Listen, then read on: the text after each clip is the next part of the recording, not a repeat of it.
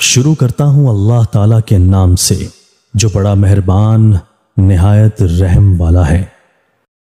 حضرت ابو ہریرہ رضی اللہ تعالیٰ عنہ کہتے ہیں کہ رسول اللہ صلی اللہ علیہ وآلہ وسلم ایک روز لوگوں کے پاس باہر بیٹھے ہوئے تھے کہ اتنے میں ایک شخص آپ کے پاس آیا اور اس نے عرض کیا، اللہ کے رسول، قیامت کب قائم ہوگی؟ آپ صلی اللہ علیہ وآلہ وسلم نے فرمایا، جس سے سوال کیا گیا ہے وہ سوال کرنے والے سے زیادہ نہیں جانتا، لیکن میں تمہیں قیامت کی نشانیاں بتاتا ہوں۔ جب لونڈی اپنی مالکہ کو جنے تو یہ قیامت کی نشانیوں میں سے ہے، اور جب ننگے پاؤں ننگے بدن لوگ لوگوں کے سردار بن جائیں تو یہ بھی اس کی نشانیوں میں سے ہے،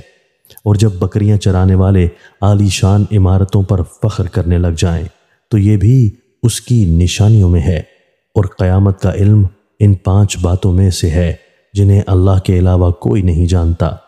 پھر رسول اللہ صلی اللہ علیہ وآلہ وسلم نے یہ آیت تلاوت فرمائی۔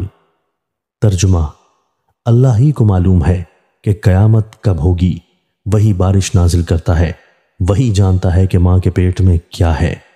وضاحت: یعنی اللہ تعالیٰ ہی کو قیامت کا وقت معلوم ہے، وہی پانی برساتا ہے، وہی جانتا ہے جو ماں کے پیٹ میں ہے،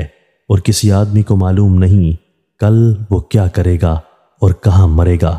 بس یہ باتیں غیب مطلق ہیں، ان کا علم اللہ تعالیٰ کے علاوہ کسی اور کو نہیں ہے، اور جو کوئی دعوے کرے کہ کسی نبی یا ولی کو علم غیب ہے وہ تو کافر ہے۔